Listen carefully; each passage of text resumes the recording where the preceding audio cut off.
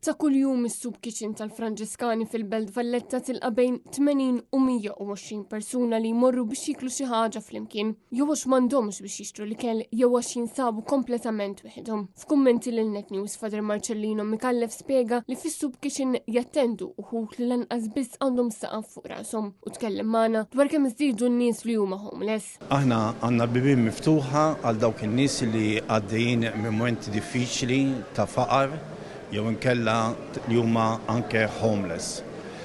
Kif wieħed jista' jinnota il-homeless hija realtà fis-soċjetà, realtà li ħafna nies qed jispiċċaw bla saqaf fuq rashom. Jiena nemmen li huwa dritt ta' kull wieħed u waħda minna illi ikonna saqaf. Tajjeb li wieħed jinnota li s-Soup Kitchen toffri servizzi oħrajn lil mill-ikel. Aħna nippruvaw nagħtu s-servizzi possibbli, ix-showers, l-ikla tal-nofsiljum, il-breakfast, għandna wkoll servizzi professjonali bħal l-avukat, il-social worker u dental care u dan nirringrazzja lil Maltin u Lawċin tal-għajnuna kontinwa li għatuna. Matul il-jum tal-ġimgħa l-kap tal-Partit Nazzjonalista Alex Borg żar is-Soup Kitchen fejn tkellem ma' dawk preżenti kif ukoll ma' diversi volontieri li kienu qegħdin iservu l-ikel u dan biex jifhem iktar il-problemi soċjali tal-pajjiż u s-sitwazzjonijiet reali li jiffaċċjaw bosta persuni. Missejna first hand ma' ċertu realtajiet soċjali li għandna f'Malta u Għawdex.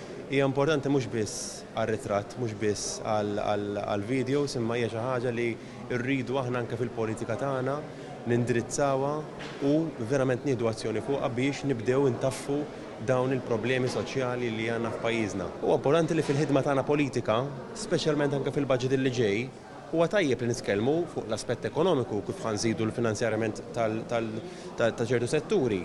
Però ma rridux ninsew ukoll ir-ruħ soċjali ta' Malta Għawdex. Preżenti għal din iż-żjara flimkien mal-kap tal-Partit Nazzjonalista kien hemm deputati Ivan Bartolo, Albert Buttigieg u Graziella Gallia. Volontieri minn diversi pajjiżi madwar id-dinja joffru s-servizz tagħhom f'din is-Soup Kitchen fejn jingħata wkoll l-ikel minn diversi Maltin u Għawċin bil-posti servi bħala wens għal eluf kbar ta' persuni kull sena.